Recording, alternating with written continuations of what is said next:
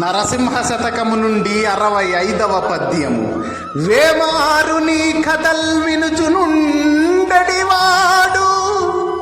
పరుల ముచ్చట మీద భ్రాంతి పడడు. అగణితంబుగా నిన్ను పొగడనేర్చినవాడు చెడ్డ మాటలు నోట జపబోడు. ఆసక్తి చేత నిన్ననుసరించడివాడు ధనమదాందుల వెంట తగులబోడు. సంతసంబున నిన్ను స్మరణ చేసడివాడు చలగి నీచుల పేరు తలపబోడు.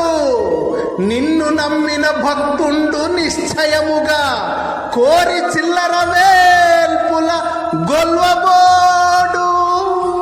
భూషణ వికాస శ్రీ ధర్మపుర నివాస దుష్ట సంహార నరసింహ దురిత దూరా.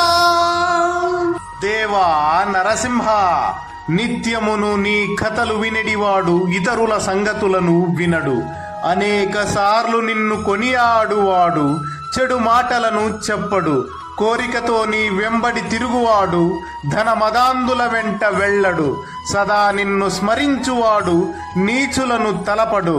నిజముగా నిన్ను నమ్మిన భక్తుడు ఇతర దైవములను సేవింపడు.